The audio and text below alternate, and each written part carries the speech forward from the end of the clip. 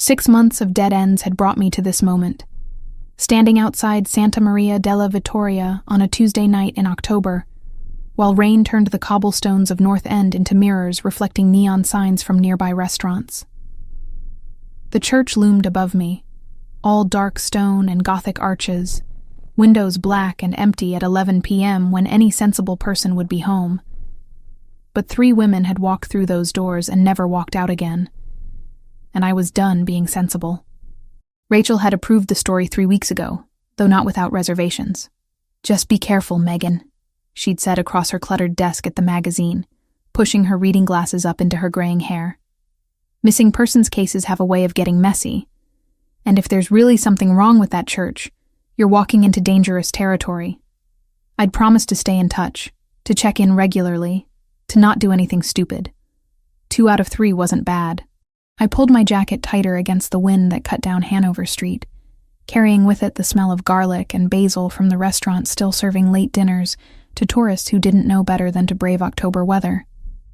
My camera bag hung heavy on my shoulder, packed with equipment I probably wouldn't use but brought anyway out of habit from years of field work.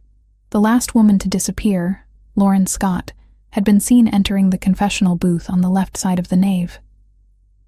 Security footage from a bodega across the street had captured her going in at 9:47 p.m. on a Friday. She never came out, at least not through the front door. The police had investigated, of course. They'd found nothing. The church had no other exits except a locked sacristy door that opened onto an alley, and the priest, Father Antonio, was 76 years old with arthritis and a solid alibi for that night. The case had gone cold within weeks, filed away with the other 2 disappearances that shared the same pattern. Young women, all in their late 20s, all last seen near or entering this church.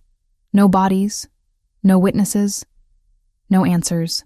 I tested the heavy wooden door and found it unlocked, which shouldn't have surprised me but did.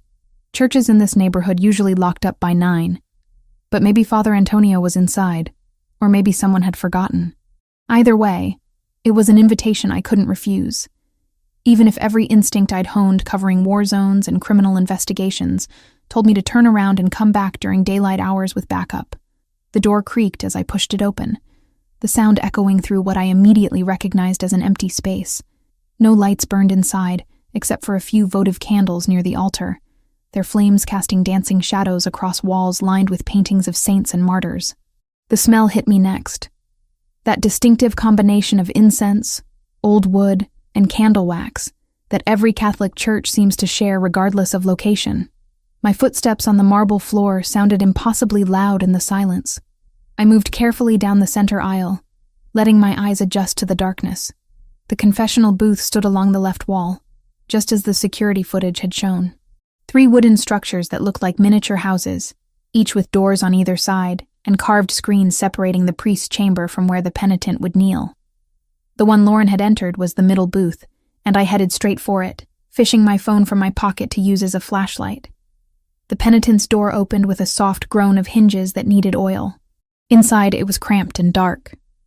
Barely enough room to kneel on the worn cushion that smelled of dust and old prayers. I ran my fingers along the wooden walls, looking for anything unusual, any sign of a hidden mechanism or passage that might explain how 3 women could vanish from a locked room. Nothing. Just solid wood and the carved screen separating me from the priest's side. That's when I heard it. A breath, not mine, coming from the other side of the screen. I froze, phone light still pointed at the wall, my heart suddenly hammering against my ribs. Someone was in the priest's chamber. At 11 at night.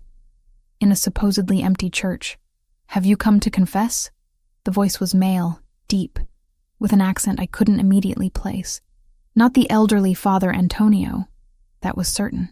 This voice belonged to someone younger, someone who sounded alert and tense rather than sleepy or surprised. Every logical thought in my head screamed at me to leave, to get out of the booth and the church and not stop until I was back in my apartment with the door locked. But the journalist in me, the part that had gotten me into trouble more times than I could count, made me stay. If someone was using these confessionals for something illegal, pretending to hear confessions as cover, I needed to know. I needed to understand what happened to Lauren. to Samantha Wells, to Brittany Mitchell. So I knelt on the cushion, placed my phone in my pocket to hide the light, and played along. "Yes, Father," I said, keeping my voice steady despite the adrenaline coursing through me. "I've come to confess. Tell me your sins." The words were right, the ritual phrase any priest would use, but something about the delivery was wrong.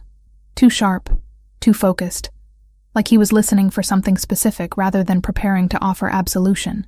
I improvised, drawing on half-remembered catechism classes from childhood. I've lied to people to get information for my work. I've deceived others to uncover truths they wanted to keep hidden. I've put myself in dangerous situations without thinking about the consequences.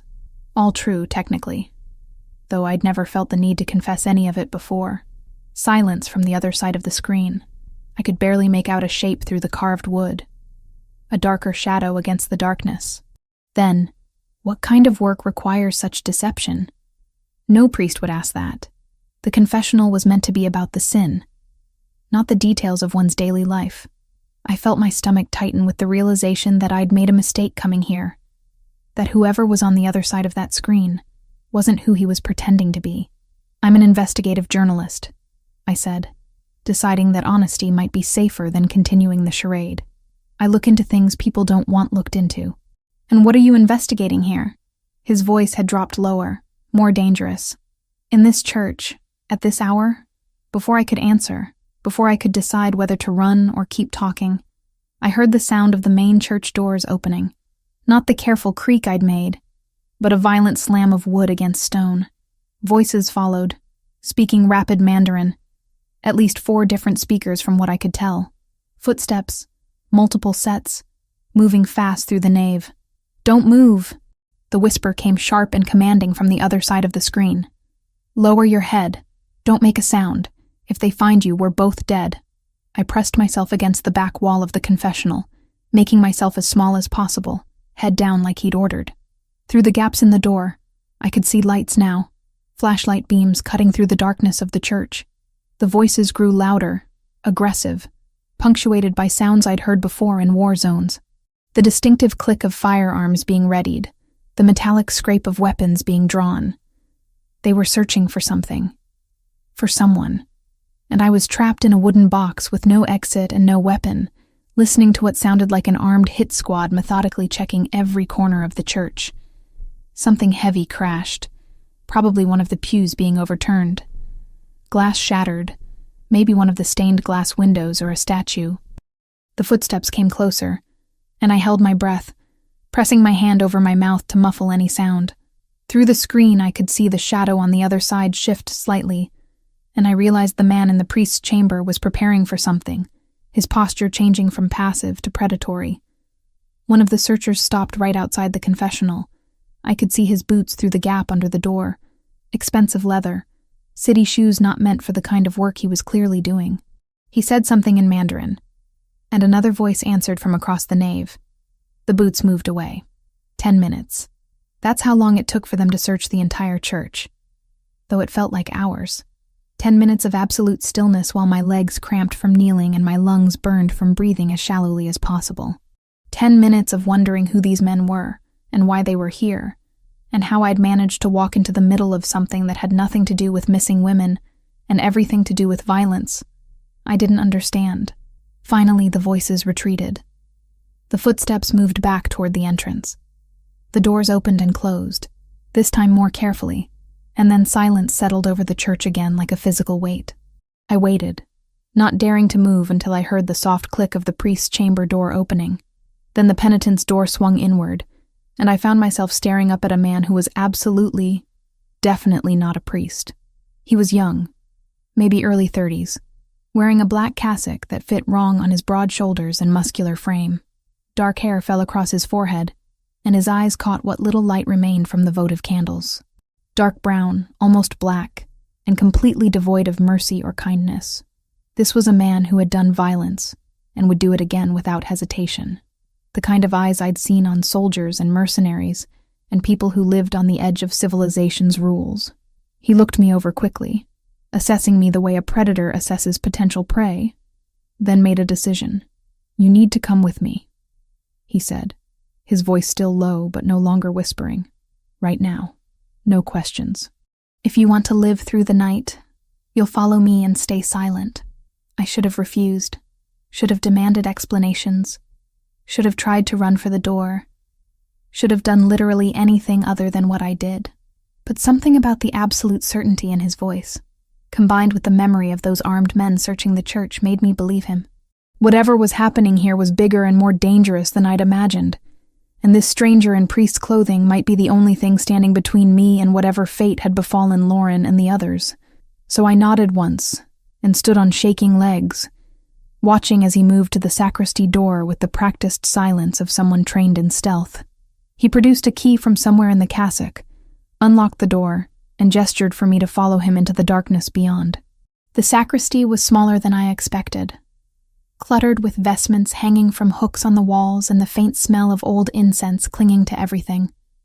The man in the cassock moved through it like he'd memorized every inch, not bothering to turn on lights as he headed for what looked like a supply closet in the back corner. He pulled the door open to reveal shelves stacked with candles and prayer books, then reached past them to press something I couldn't see. A section of the back wall swung inward with a soft click that sounded impossibly loud in the silence. "Inside," he ordered, glancing back at me with those dark eyes that held no patience for questions or hesitation.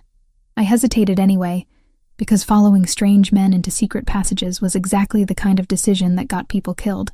Who were those men? Why were they looking for you? And what does any of this have to do with the missing women? He turned fully toward me then, and I saw his jaw tighten with barely controlled frustration. "You have two choices right now. You can come with me and maybe live long enough to get answers, or you can stay here and wait for them to come back. Because they will come back, and when they realize I'm gone, they're going to start looking for witnesses. Anyone who might have seen which direction I went." He paused, letting that sink in. "You were in that confessional. You heard things. That makes you a liability they'll eliminate without thinking twice." The logic was sound, even if I hated it. I'd heard them searching, heard the violence in their voices. Whatever was happening here went far beyond a story about missing women from a church. I'd stumbled into something bigger and more dangerous, and my options had narrowed to a single path forward. "Fine," I said, moving toward the hidden passage. "But I want answers once we're somewhere safe. You'll get them." He gestured for me to go first, and I realized it was a tactical decision. If I tried to run or do something stupid, he'd be right behind me to stop it.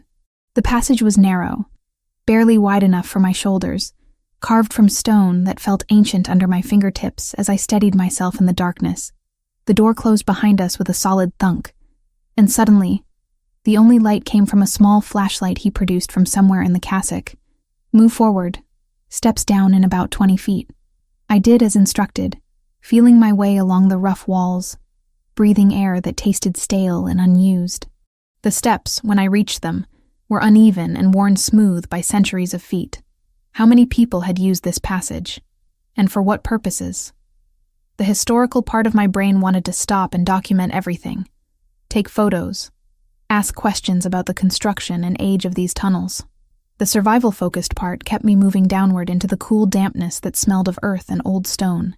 We descended for what felt like several minutes before the passage leveled out into a wider tunnel, tall enough to stand upright in, with brick archways every 15 feet or so supporting the ceiling. Water dripped somewhere in the distance, echoing in the enclosed space. The man behind me kept the flashlight pointed forward, illuminating just enough of the path ahead to walk without tripping. "The church was built in 1887, he said suddenly, his voice echoing slightly off the walls. "But these tunnels are older. Colonial era, maybe earlier. Smugglers used them to move goods from the wharves to buildings throughout the North End without paying taxes or tariffs. Some say pirates used them too, though that's probably more legend than truth." "How do you know about them?" I asked, grateful for the conversation, if only because it distracted from the claustrophobic press of stone around us, and the very real possibility that I'd made a terrible mistake. "My family has been in this neighborhood for 3 generations. You learn the history, the hidden spaces, the routes that don't appear on any official map. It's necessary for survival in certain lines of work." That phrase, "certain lines of work," hung heavy with implication. I wanted to press him on it, to demand specifics about who he was and what he did, but something told me to wait. We were still in the tunnels, still potentially being pursued, and antagonizing the only person who knew the way out seemed like poor strategy. The passage branched several times, but he never hesitated, turning left or right with the confidence of someone who'd walked this route before. We passed what looked like old storage rooms carved into the walls, empty now except for rotting wooden crates, and the bones of small animals that had gotten lost down here and never found their way out. The thought made me shiver despite the physical exertion keeping me warm. "The women who disappeared," I said, as we rounded another corner, needing to bring the conversation back to what mattered. "Lauren Scott, Samantha Wells, Brittany Mitchell. Do you know what happened to them? Where they are?" He was quiet for several steps, and I thought maybe he wouldn't answer. "Then, they're alive. At least, they were as of 3 days ago. The Green Dragon Triad has them." The name meant nothing to me, though the triad part suggested organized crime with Asian connections. What's a triad doing kidnapping women from a Boston church? Not just any women, specific women with specific skills. All 3 speak fluent Mandarin. All 3 work in financial technology or cybersecurity. They weren't random targets. They were recruited, though recruited is probably too gentle a word for it. Coerced would be more accurate. My mind raced, connecting pieces I hadn't seen as related before. For what? Money laundering? Among other things. The Triad has been expanding operations into Boston for the past year, trying to establish territory. They need infrastructure, including people who can move money electronically without triggering federal oversight. Your 3 missing women are probably sitting in front of computers right now, building systems they never wanted to build. The cassock rustled as he moved, and I heard fabric tearing.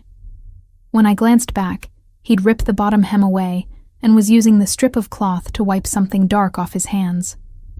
Blood, I realized with a jolt. Old blood that had dried into the fabric. "Whose blood is that?" I asked, then immediately regretted it when he fixed me with a look that suggested I really didn't want the answer. "Someone who tried to stop me from getting to the church tonight." He failed. The casual way he said it sent ice through my veins. This man had killed someone, probably recently, and showed no remorse or hesitation in admitting it. Yet he'd also just told me information about the missing women that no one else had been able to uncover. He was dangerous, absolutely, but he was also my best and possibly only lead. "If you know where they are, why haven't you gotten them out? Because walking into a triad operation with guns blazing is how you get everyone killed, including the hostages. I've been tracking their movements, mapping their security, looking for weaknesses. It takes time, and time is something those women might not have much of." The tunnel began to slope upward, and the air grew fresher, less stale. We were approaching another exit. "So why were you in the church? Why were they looking for you there?" One of the corrupt priests who's been helping the Triad got nervous. Started talking to people he shouldn't have talked to, including me through an intermediary. "We were supposed to meet tonight at the church. I got there early and realized it was a trap, so I hid in the confessional. Unfortunately, you decided tonight was the perfect time to play investigative journalist in a locked church." His tone carried accusation, but I wasn't about to apologize for doing my job. "I've been looking for those women for 6 months. No one else seems to care that they disappeared. The police closed the cases. Their families have given up hope. Someone had to keep searching." "Noble," he said, though the word carried no warmth. "Also incredibly stupid. You could have been the 4th disappearance, and no one would have known what happened to you either." We reached a door, metal and modern unlike the ancient stone surrounding it.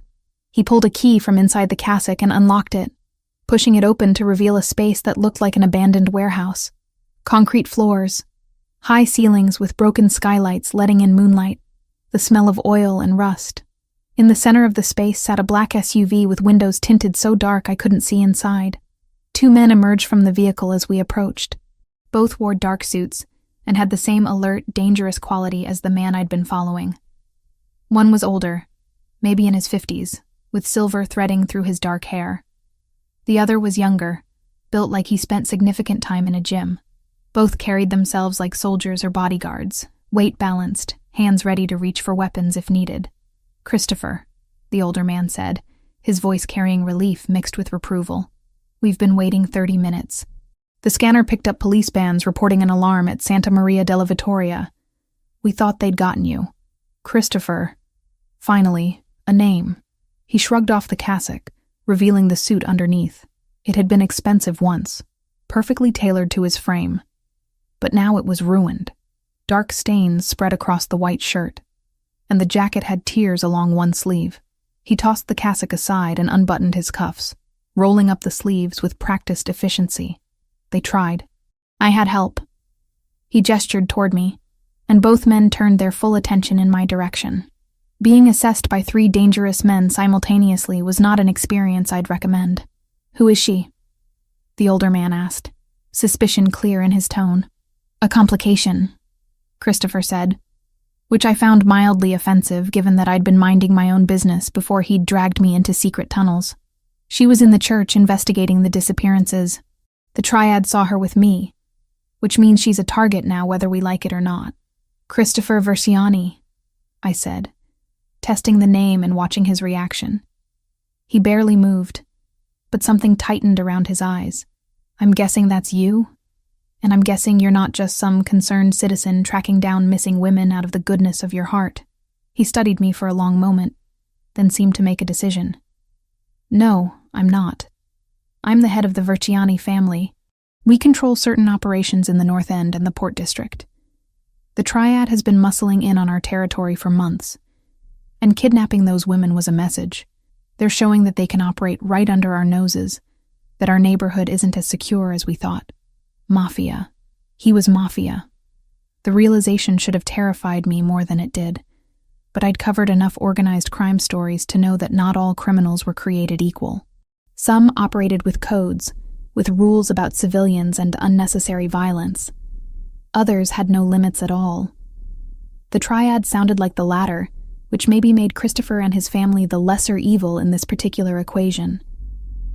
"And now I'm caught in the middle of a territorial dispute," I said, hating how my voice shook slightly despite my best efforts to sound calm.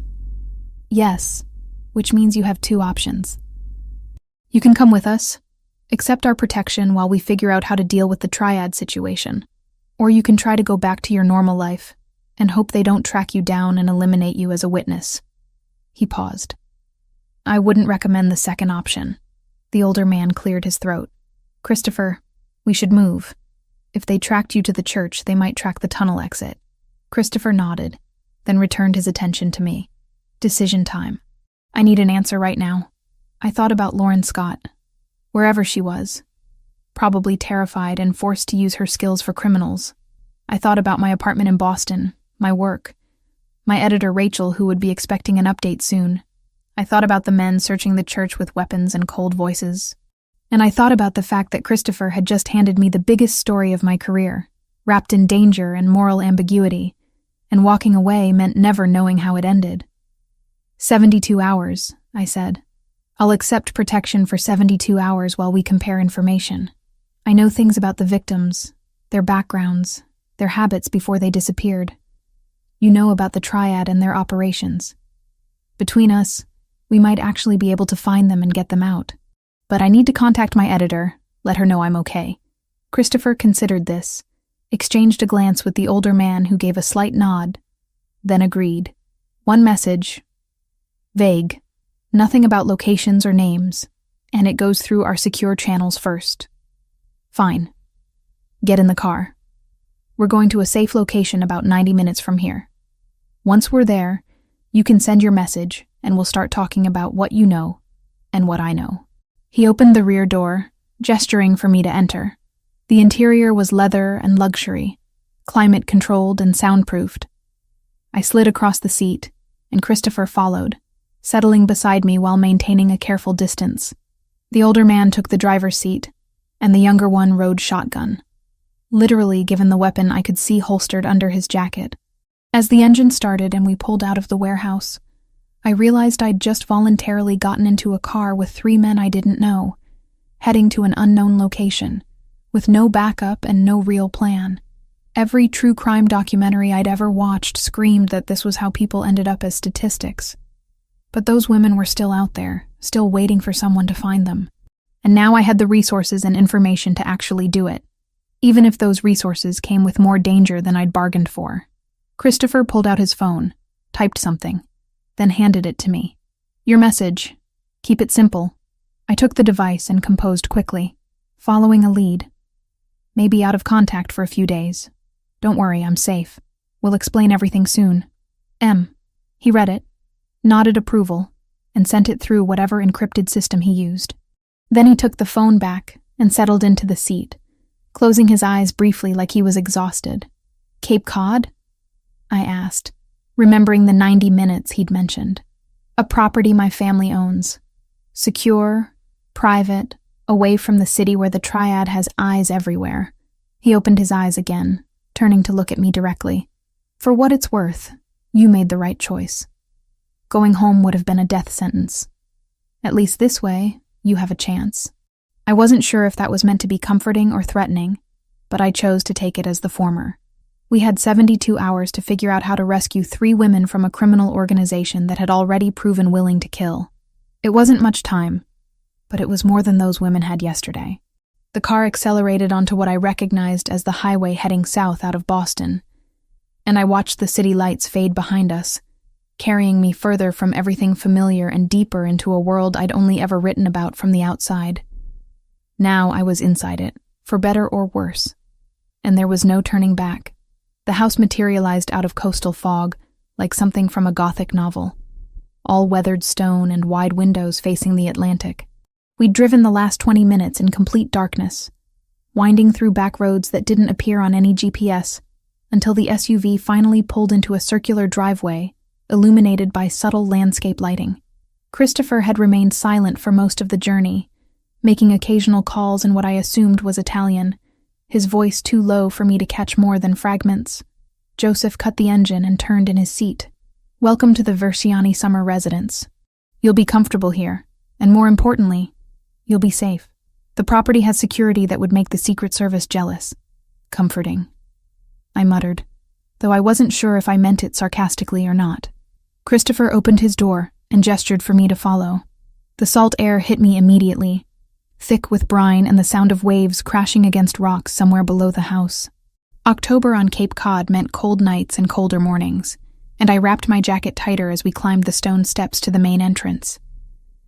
The interior defied my expectations completely.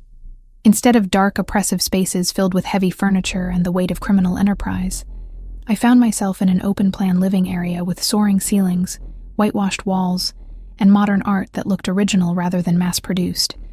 Floor-to-ceiling windows along one entire wall offered views of the ocean, though the darkness outside turned them into mirrors reflecting the 3 of us standing in the foyer. A woman in her 60s appeared from what I assumed was the kitchen, wiping her hands on an apron. Her silver-streaked hair was pulled back in a practical bun, and her face carried the kind of warmth that seemed genuine rather than performed. "Christopher, finally." I was beginning to worry. "Sorry for the delay, Teresa. We had complications." He nodded toward me. "This is Megan Foster. She'll be staying with us for a few days. She'll need a room prepared, and probably something to eat. We haven't stopped since leaving the city." Teresa's eyes swept over me with the assessing gaze of someone accustomed to reading people quickly. Whatever she saw must have satisfied her, because she smiled and gestured down a hallway. "The blue room is already made up. Ms. Foster, if you'll follow me, I'll show you where everything is." I glanced at Christopher, who nodded permission, then followed Teresa through a hallway lined with photographs. Most showed the same locations, the house in different seasons, the ocean in various moods. But what caught my attention were the family pictures. Christopher younger, laughing with people who shared his dark coloring and strong features. An older couple who must have been his parents. Groups at celebrations, weddings, christenings. All the normal markers of life that seemed at odds with what I knew about his occupation. "The family is very important to Christopher," Teresa said, noticing my attention. "Everything he does for them. Sometimes people forget that about him." The blue room was on the second floor, spacious and bright despite the late hour, with walls painted in soft shades of seafoam and cream. A king-sized bed dominated one wall, covered in linens that looked expensive and comfortable. French doors opened onto a small balcony with wrought iron railings. and through them I could hear the ocean more clearly now. A constant rhythm that would have been soothing under different circumstances. "Bathroom is through there." Teresa indicated a door to the left. "I'll bring up some clothes for you. You're about my daughter's size, and she keeps things here for when she visits. Nothing fancy, but clean and comfortable. Dinner will be ready in 30 minutes if you'd like to join them downstairs." "Thank you," I managed, suddenly overwhelmed by the normalcy of it all. I'd been kidnapped, or rescued, or possibly both, by a Mafia boss. And now I was being offered dinner in a comfortable bedroom like I was a guest at a bed and breakfast. Teresa paused at the door. "Christopher is a good man, Ms. Foster. I know what people say about him, what they assume. But I've worked for this family for 15 years, and I've never seen him hurt anyone who didn't deserve it. Those women you're looking for, he'll find them. Once he commits to something, he doesn't stop until it's done." She left before I could respond, closing the door with a soft click. I stood in the center of the room, trying to process the past few hours, trying to reconcile the violence I'd witnessed in the church with the careful consideration being shown to me now. Christopher Versiani was either the most sophisticated predator I'd ever encountered, or he was exactly what Teresa suggested, a man operating in a world of necessary evils with a code that separated him from true monsters. The bathroom was as impressive as the bedroom, all marble and chrome, with a shower that could have fit 4 people comfortably. I caught sight of myself in the mirror and winced. My hair was wild from the wind and tunnels, my face pale with exhaustion and adrenaline crash, my clothes rumpled and dirty. I looked exactly like someone who'd spent the evening running through underground passages fleeing armed criminals. A knock at the door interrupted my self-assessment. Teresa had returned with an armful of clothes, which she laid out on the bed with efficient movements. Jeans, sweaters in muted colors, underwear still in packages, thick socks, everything practical and well-made. "Take your time," she said. "The men will be in the library when you're ready. It's downstairs, first door on the left past the living area." I showered quickly, letting the hot water wash away some of the night's terror, then dressed in jeans and a gray sweater that fit well. My phone had 1 bar of signal, which surprised me given how remote we were, though I suspected Christopher's security system included signal boosters. Rachel had responded to my earlier message with a simple, "Be careful," which suggested she knew better than to ask too many questions over text. The house was quiet as I made my way downstairs, following the smell of cooking food. The library Teresa had mentioned was exactly where she'd indicated, a room lined floor to ceiling with books that looked read rather than decorative. A large wooden table dominated the center, covered with laptops, papers, and what appeared to be maps of Boston and the surrounding areas. Christopher sat at the head of the table, now wearing jeans and a dark Henley instead of the ruined suit. He'd showered too, his hair still damp, and without the cassock and blood-stained clothing he looked younger, less intimidating. Joseph sat to his right, typing on a laptop with reading glasses perched on his nose. Both looked up when I entered. "Feeling better?" Christopher asked, gesturing to an empty chair across from him. "Cleaner, at least.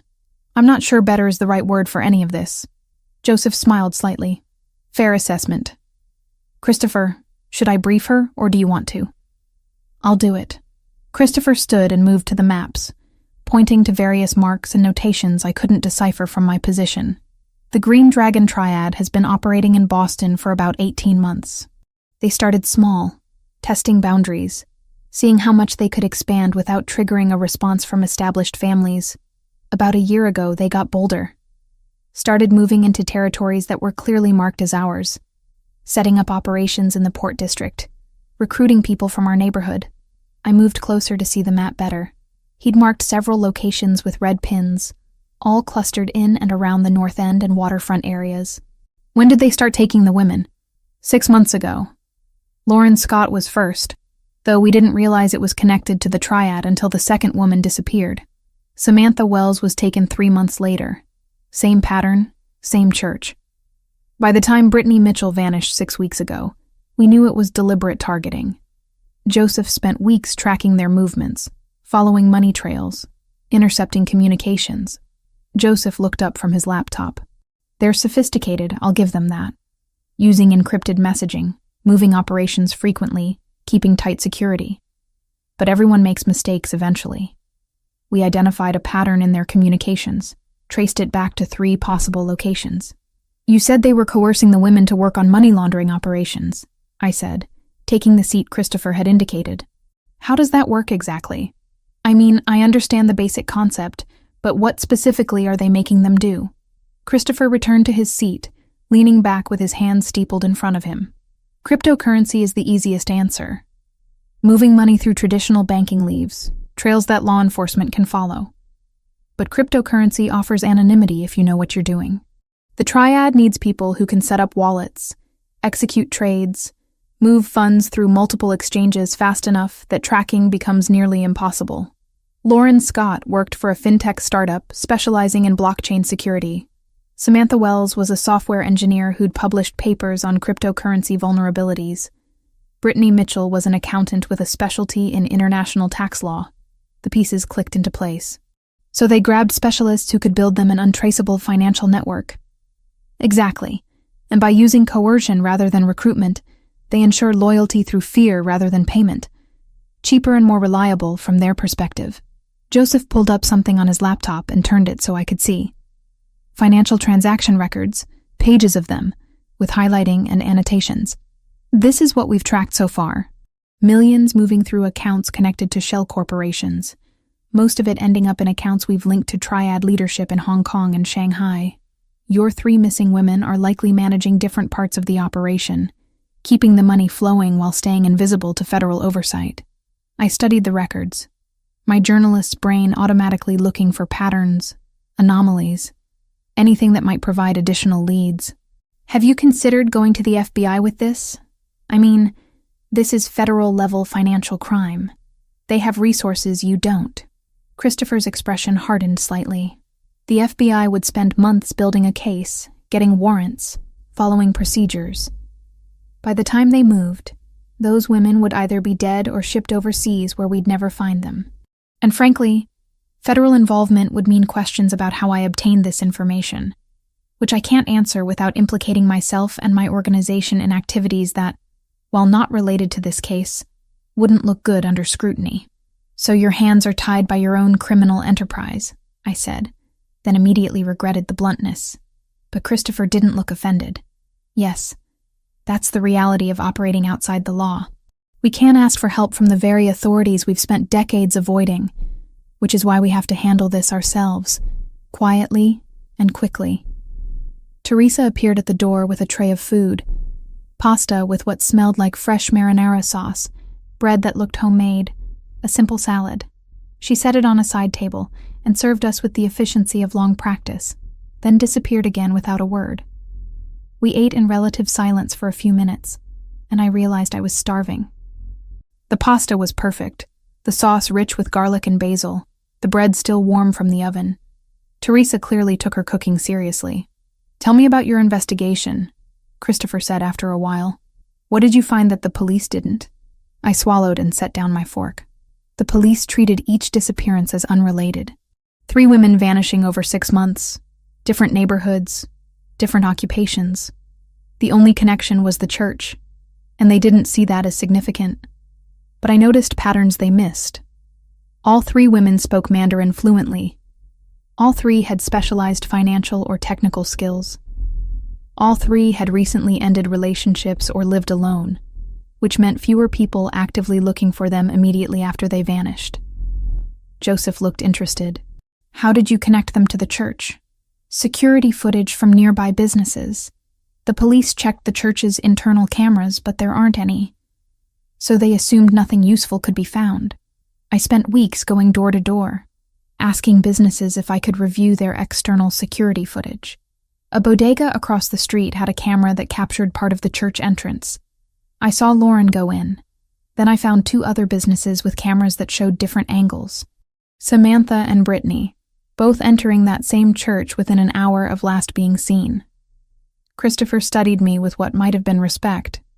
The police should have done that footwork. They should have. But missing persons cases get dropped when there are no bodies, no witnesses, no obvious suspects. These women just vanished, and without evidence of foul play, the cases went cold. Their families couldn't afford private investigators, and the media wasn't interested because none of them were wealthy or connected. They were just normal people who fell through the cracks, until you decided not to let them, Joseph said quietly. Someone had to care. Someone had to keep looking. I met Christopher's gaze directly, which is why I'm here, despite every rational instinct telling me to run. You have resources and information I don't. I have details about the victims that might help locate them. Between us, we might actually be able to do this. Christopher nodded slowly, then stood and moved to a different map, this one showing the greater Boston area in detail. Based on intercepted communications and surveillance, we've identified 3 probable locations where the triad might be holding them. An abandoned warehouse in the Port District, a house in suburban Quincy, and a cargo ship currently docked in Boston Harbor. Joseph has teams watching all 3, but we need confirmation before we move. Going after the wrong location tips them off and puts the women at greater risk. So what's the plan? I asked, joining him at the map. We narrow it down. You know these women's backgrounds, their habits, their skills. That might help us determine which location makes the most sense for their operation. The warehouse would be good for storage and security, isolated location with controlled access. The Quincy house would be better for long-term concealment. Normal suburban neighborhood where unusual activity wouldn't be immediately noticeable. The cargo ship offers mobility. They could move the operation out of the country if they felt threatened. I studied each location, thinking about what I knew. Lauren and Samantha both had backgrounds that required stable internet connections for their work. Cryptocurrency trading needs reliable, high-speed access. A warehouse might not have that infrastructure, and a cargo ship definitely wouldn't. The house makes the most sense if they're running active operations. Joseph made a note on his laptop. That matches what we've observed.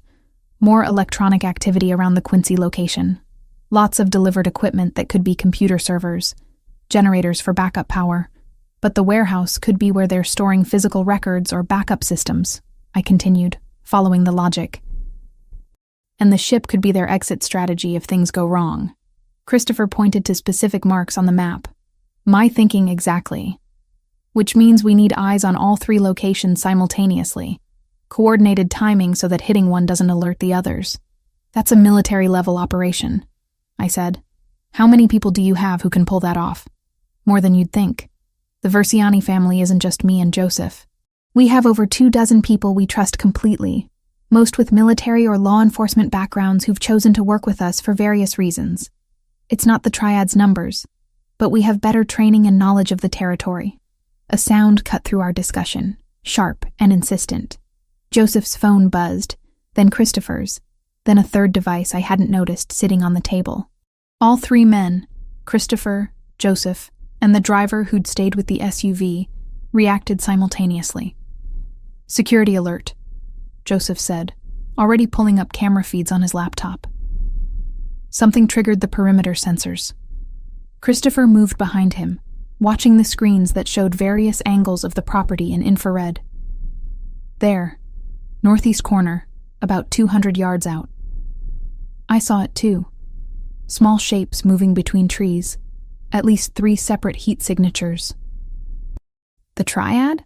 Reconnaissance drones, Joseph identified, zooming in on one of the shapes. Small commercial models, nothing military grade.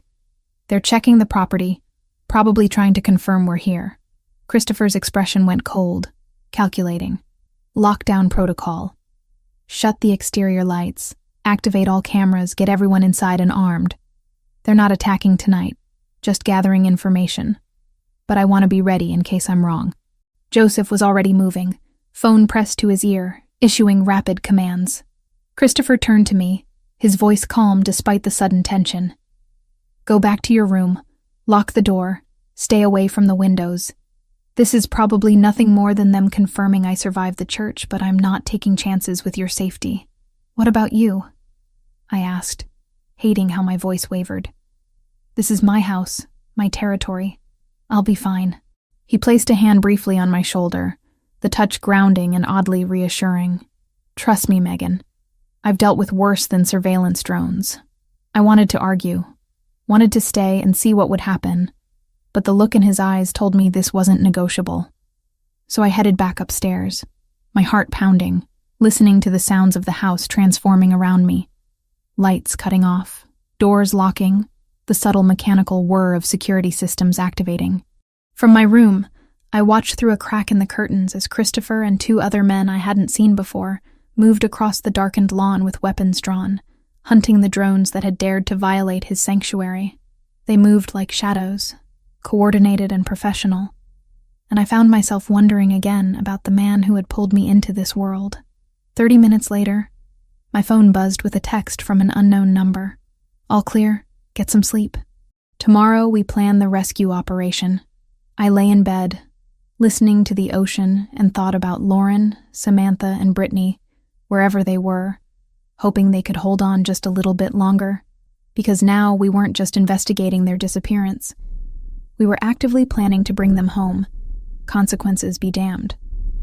Morning came too early, gray light filtering through the curtains, and the sound of gulls crying over the water. I'd barely slept, my mind replaying the drone incident and what it meant. The triad knew we were here, or at least suspected. That changed everything about timing and safety. When I made my way downstairs, I found Christopher already in the library with Joseph and 3 other men I hadn't met yet. They were studying blueprints spread across the table, coffee cups scattered among the papers. Christopher glanced up when I entered, and I noticed the exhaustion around his eyes despite his alert posture. "We're moving the timeline up," he said without preamble. "The drone surveillance last night means we have maybe 48 hours before they either move the women or reinforce their security. We hit all 3 locations tomorrow night." Joseph pointed to the blueprints. "Megan, these are the layouts we've compiled for each site. The Quincy house is here, standard 2-story colonial in a quiet neighborhood. The warehouse is commercial district, mostly abandoned buildings around it. The cargo ship is docked at Pier 7, registered to a shell company, but we know it's Triad-owned. I studied the plans, my journalist's eye noting details. I want to be part of the team going to the Quincy house." The room went silent. Christopher set down his coffee cup with deliberate care. "Absolutely not. You're a civilian with no tactical training. You'd be a liability." "I have tactical training," I countered, meeting his gaze. "I spent 3 years covering conflicts in Syria and Afghanistan. I know how to move in hostile territory, how to stay quiet, how to follow orders in dangerous situations. And more importantly, I've studied photographs of those 3 women for months. I could identify them from a distance in bad lighting." "Can any of your people say the same?" "She has a point," Joseph said quietly. "Recognition could save crucial seconds if we need to confirm targets before extraction." Christopher's jaw tightened. "It's too dangerous. If something goes wrong, if the Triad has more people there than we expect, I'm not risking your life on a rescue operation. With respect, that's not your decision to make." I kept my voice level despite the frustration building in my chest. "Those women disappeared because no one cared enough to look hard. I've spent half a year trying to find them. I'm not sitting in this house while you go get them. Either I'm part of the team, or I find my own way there." The threat was empty, and we both knew it, but something in my determination must have registered, because Christopher exchanged a long look with Joseph before sighing heavily. "Fine, but you're with the Quincy team only, which will be the smallest operation. Visual identification from a distance. Nothing more. You follow every order exactly as given, and if I tell you to retreat, you retreat immediately." "Understood. Understood." Over the next 36 hours, I learned exactly how seriously Christopher took planning. Every morning started at 6 with briefings in the library, reviewing updated intelligence Joseph's surveillance teams had gathered overnight. Every afternoon involved running through scenarios, contingency plans, communication protocols. Christopher was meticulous to the point of obsession, questioning every assumption, stress testing every decision. But it was during the evenings, after the others had left, and it was just Christopher, Joseph, and me reviewing the day's progress, that I began to see past the careful control he maintained. Small things revealed themselves. The way he touched the grip of his weapon 3 times before holstering it, always 3, never 2 or 4. The way he avoided talking about his family despite the photographs everywhere. The way he watched me when he thought I wasn't looking. His expression unreadable, but intense. On the third night, while Joseph was on a call with one of his surveillance teams, Christopher and I ended up alone in the library. He was cleaning his weapon with practiced efficiency, and I was reviewing my notes on the victims. "Why do you do that?" I asked, watching him check the magazine for the third time. "Do what?" "Check everything 3 times. The magazine, the safety, the chamber. Always 3. His hands stilled for just a moment before continuing their work. "My cousin Anthony died because someone didn't properly check their weapon before an operation. Misfire killed him instantly. He was 23. Christopher looked up at me, his dark eyes holding memories I couldn't see. "So I check 3 times. Once for the weapon, once for the person it might save, once for the person it might kill. It's a reminder that every detail matters." The rawness in his voice caught me off guard. "I'm sorry. That must have been terrible. It taught me to be careful. In my world, carelessness gets people killed." He set the weapon aside and leaned back in his chair. "What about you? That necklace you wear, you touch it whenever you're worried or thinking hard. What's the story there?" My hand went instinctively to the silver pendant at my throat. A small compass rose, worn smooth with time. My mother gave it to me before I left for my first overseas assignment. She said as long as I wore it, I'd always find my way home. I swallowed against the tightness in my throat. She died 2 years later in a car accident. I never got to tell her how many times thinking about that compass kept me from giving up in dangerous situations. "She'd be proud of you," Christopher said quietly. "What you're doing for these women, the risks you're taking, that takes courage most people don't have. Or stupidity. The line is pretty thin." "Maybe. But I've seen a lot of people in my life, Megan. Some brave, some stupid, some both. You're not stupid. Stubborn, definitely, but not stupid." The moment stretched between us, charged with something I wasn't ready to name. Joseph's return broke it, but the understanding remained. The day of the operation arrived with unseasonably warm weather, the kind of October evening that felt more like summer. Christopher gathered all 3 teams in the library for final briefing. 12 people total, divided into groups of 4 for each location. I would be with Joseph's team hitting the Quincy house. Christopher would lead the warehouse team. A man named Vincent, who'd been introduced as former Navy, would take the cargo ship.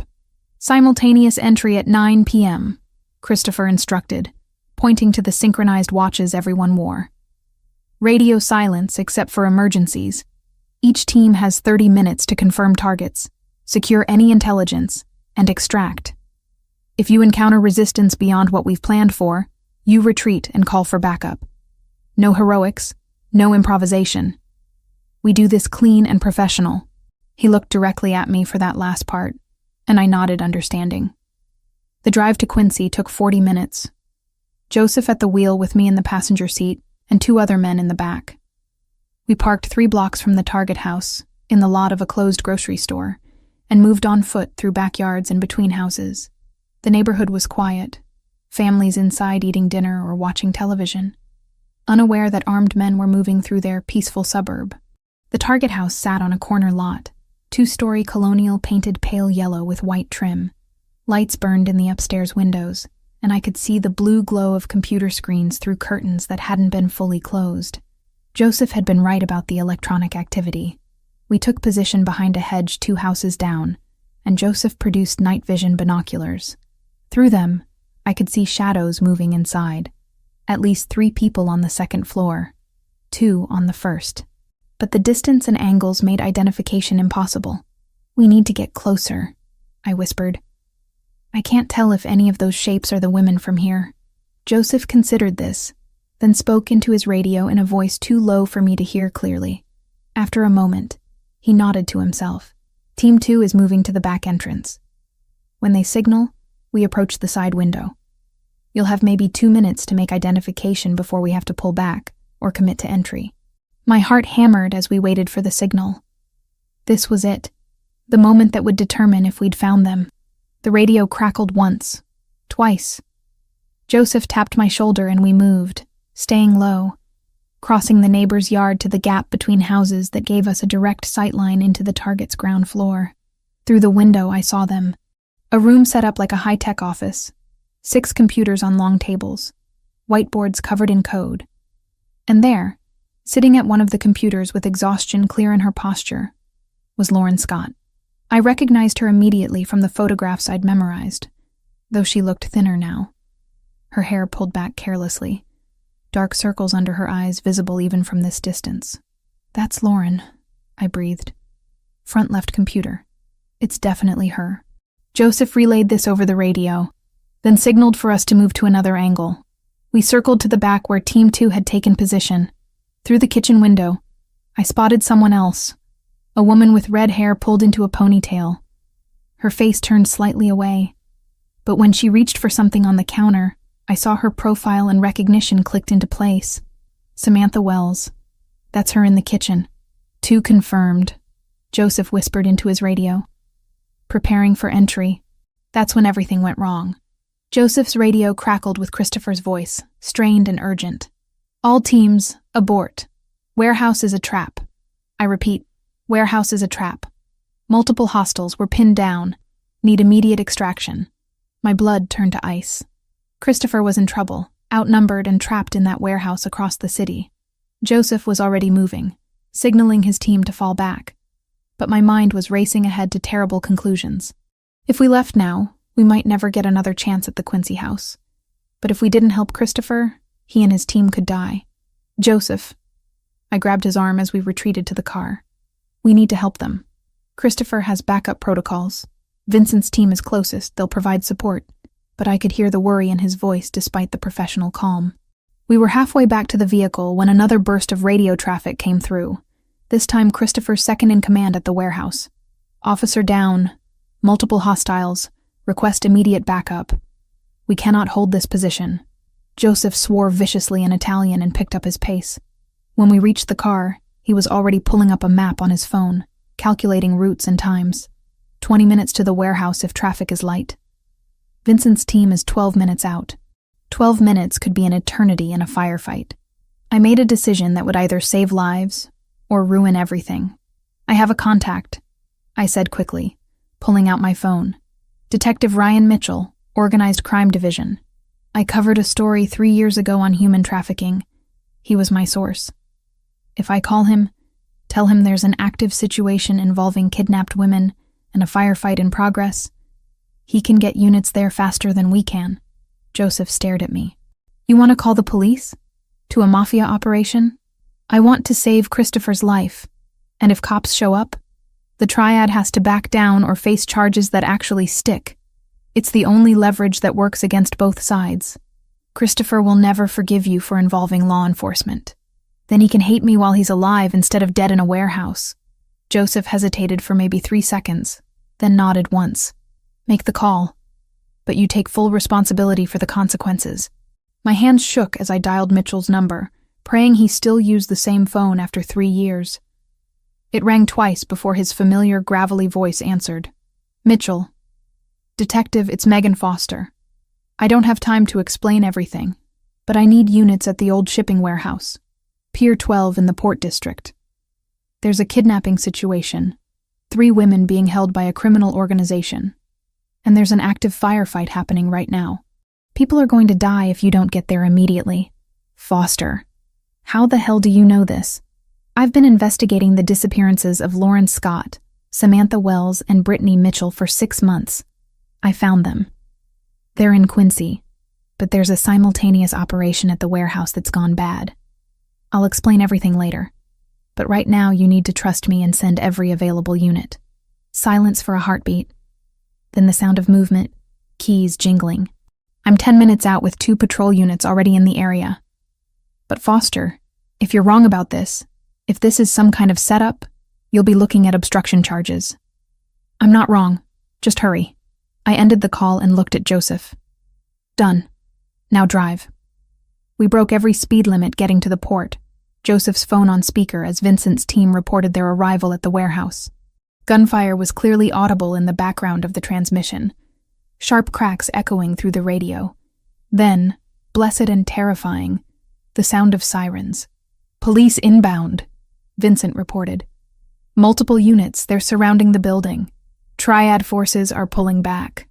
Joseph let out a breath I didn't realize he'd been holding. Christopher, status? Alive. Pissed off, but alive. Christopher's voice came through rough but strong. Someone called the cops. I'm guessing I know who. She saved your life, Joseph said simply. She also just complicated everything exponentially. But we'll deal with that later. Right now, we need to secure the women before the Triad realizes we're hitting Quincy too. By the time we reached the warehouse, it was chaos. Police cruisers blocked both ends of the street. Officers in tactical gear moving through the building. I spotted Christopher immediately, standing by an ambulance with paramedics checking the bleeding wound on his left arm, while he gestured with the other hand, clearly giving orders to his remaining team members. His eyes found mine across the distance, and even from 50 feet away, I could see the fury and something else. Maybe relief, maybe frustration. Definitely complicated emotions he'd have to sort through later. Detective Mitchell appeared at my window before I could get out of the car. Start talking, Foster, and this better be good. The next 20 minutes existed in a blur of sirens, flashing lights, and controlled chaos. Police units converged on the warehouse from 3 directions while Detective Mitchell kept me in his cruiser, alternating between asking questions and barking orders into his radio. Through the windshield, I watched federal agents in tactical gear move through the building, weapons drawn, as remaining Triad members were escorted out in handcuffs. Christopher emerged supported by 2 paramedics, his left arm wrapped in temporary bandaging, blood seeping through the white gauze. Even injured and surrounded by law enforcement, he moved with that same dangerous grace, his attention sweeping the scene until his eyes found mine. The fury in his gaze was palpable even across the distance, mixed with something else I couldn't quite identify. Relief, maybe. Or betrayal. Possibly both. That's him, Mitchell said, following my line of sight. Christopher Versiani. We've been trying to build a case against his organization for 5 years. Never enough evidence that sticks. Too many lawyers, too many people too scared to testify. He turned to look at me directly. You want to tell me how you ended up working with a known crime boss on a kidnapping case? I chose my words carefully. I've been investigating the disappearances of 3 women for 6 months. Lauren Scott, Samantha Wells, Brittany Mitchell. The police closed their cases. Their families had given up. I kept digging because someone had to care. My voice gained strength as I continued. Tonight, I received information that they were being held by the Green Dragon Triad, forced to work on financial crimes.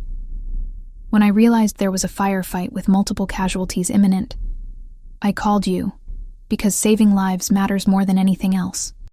And Versiani? What's his involvement? His organization operates in the same territory the Triad has been trying to infiltrate. The kidnappings were part of a larger territorial dispute. He was trying to locate the women for his own reasons. I used that situation to get information I couldn't access any other way. Mitchell studied me with the practiced skepticism of someone who'd heard too many carefully constructed half-truths. You realize that makes you an accessory to whatever criminal activity he was engaged in tonight. I realize I just helped you rescue 6 kidnapped women and handed you a major Triad operation. What happens to me is less important than what happens to them. Before Mitchell could respond, another detective approached with urgent news. The Triad members we detained are talking, trying to cut deals. They've given us the location of a cargo ship at Pier 7. Says there are more victims being held there, including the 3 women Foster mentioned. From their statements, we would later learn that during the chaos at the warehouse, another crew had swept through the Quincy house, stripping the place bare and moving the women onto the ship in preparation for a fast departure. My heart leaped. That's them. Lauren, Samantha, and Brittany. They have to be on that ship. Mitchell was already moving, issuing orders into his radio. All available units to Pier 7. Federal agents standing by for coordinated entry. No one moves until we have the location secured. I'm coming with you, I said, climbing out of the cruiser before he could object. Like hell you are. You're a civilian and a potential witness. You stay here. Those women have been missing for 6 months. I've studied their faces, their cases, every detail of their lives. I can identify them faster than anyone else you have. Every second counts if they're being held on a ship that could leave port. Mitchell considered this for approximately 2 seconds before nodding curtly. You stay behind me at all times. You follow every order exactly as given. You do anything stupid, I will personally arrest you for obstruction. Clear. Crystal. The convoy to Pier 7 moved with lights, but no sirens, trying to maintain some element of surprise. Through the window of Mitchell's cruiser, I watched the port district slide past. Industrial buildings and shipping containers stacked like giant building blocks. Christopher had been taken to a different location for medical treatment, Joseph accompanying him, which meant I had no way to know if he was okay beyond the paramedics' assurance that the gunshot wound was superficial. Pier 7 was lit by harsh industrial lighting, the cargo ship looming against the night sky like a steel mountain. Federal agents had already established a perimeter by the time we arrived, and I recognized one of them as the lead on human trafficking cases I'd interviewed years ago for a different story. The rescue operation was precise and professional. Agents moved through the ship methodically, clearing rooms, securing evidence, calling for medical personnel. I waited at the base of the gangway with Mitchell, every muscle tense, until finally an agent emerged, escorting 3 women wrapped in emergency blankets. I saw Lauren first. Thinner than in her photographs, hair unwashed and limp, dark circles under her eyes, but alive and walking under her own power. Behind her came Samantha, her red hair tucked into a ponytail, glasses slightly askew. And finally, Brittany, the youngest of the 3, barely holding back tears, as a female agent guided her down the gangway. That's them, I breathed, my own eyes burning. All 3. Lauren Scott, Samantha Wells, Brittany Mitchell. Mitchell signaled for paramedics while I approached slowly, not wanting to frighten them. Lauren looked up as I neared, confusion crossing her exhausted features. My name is Megan Foster, I said gently. I'm a journalist. I've been looking for you for 6 months. You're safe now. You're going home. Lauren's face crumpled and she started crying, deep sobs that shook her entire frame.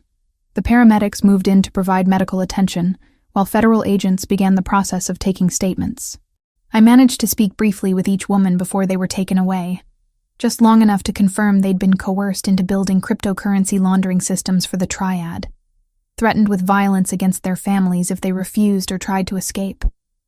The next few hours passed in a whirlwind of official statements, paperwork, and repeated questioning. Mitchell kept his word about not arresting me, though he made it clear that my association with the Versiani organization would be documented and could be used if any future cases arose. By the time I was released, dawn was breaking over Boston Harbor, painting the sky in shades of pink and gold. Joseph was waiting outside the police station in the black SUV, looking tired but composed. Get in. Christopher wants to talk to you. The drive took us to a private medical clinic in the suburbs, the kind of facility that caters to people who value discretion over insurance claims. Christopher sat in a recovery room, his left arm properly bandaged now, wearing a fresh shirt someone had brought him. He looked up when I entered, and the carefully controlled fury in his expression made me stop just inside the doorway. You called the police. It wasn't a question. I saved your life. I kept my voice steady, despite the tremor running through my hands. You were outnumbered and trapped. People were dying. What else was I supposed to do? Follow the plan. Trust that I had backup protocols in place. Anything except involving law enforcement in an operation that could have gotten all of us arrested or killed. Your backup protocols weren't working fast enough. I heard the radio traffic. You were pinned down with multiple casualties. Another 5 minutes and you might have been dead. He stood, moving toward me with the predatory grace that always made my breath catch. You made a decision that affected not just me, but my entire organization. The Triad is detained but not destroyed, which means there will be retaliation. The police now have documentation connecting me to tonight's events, and you've compromised your own safety by being identified as someone who works with my family. I know all that. I lifted my chin, meeting his gaze directly, and I'd make the same choice again, because those women are alive and free. Because you're alive and standing here angry at me instead of dead in a warehouse. I can live with the consequences of that. Something shifted in his expression, the fury banking to reveal exhaustion and grudging respect. You're either incredibly brave or incredibly reckless. I haven't decided which yet. Probably both." He almost smiled at that, then winced and touched his injured arm. "The women, they're really okay? Traumatized, physically exhausted, but alive. Federal agents are protecting them while they recover and give statements. The triad leadership is being charged with kidnapping, human trafficking, and about a dozen financial crimes. It's going to be a major case. Probably national news by morning, which means you got your story. I got something better. I got them back alive." We stood in silence for a moment, the weight of everything that had happened settling between us. Finally, Christopher spoke again, his voice quieter. "Mitchell pulled me aside before they released me. Told me he knows you called him tonight, that you took responsibility for involving law enforcement. He said you put yourself at legal risk to save my life and my men's lives, and that I should remember that before I did something stupid, like exact revenge on a civilian journalist." "Did you tell him you don't do revenge on civilians?" "I told him that you and I had business to conclude regarding the women's stories, and that he should focus his attention on the actual criminals who'd committed actual crimes instead of harassing people who'd helped with the rescue." Christopher moved to sit back down, clearly more injured than he wanted to admit. "My family's attorneys are already working to ensure none of tonight's events lead to charges against my organization. It helps that we arrived at the warehouse after the triad ambushed us, technically making us the victims rather than the aggressors. Self-defense," I said, understanding the legal strategy. "Exactly.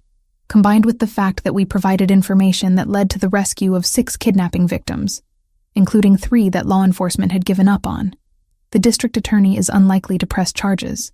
We'll maintain our distance from official investigation, cooperate minimally, and let the triad take the fall for everything.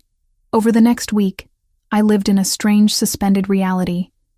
Federal agents interviewed me multiple times, building their case against the triad leadership. Detective Mitchell checked in daily, half protecting me and half ensuring I wasn't going to disappear or change my story.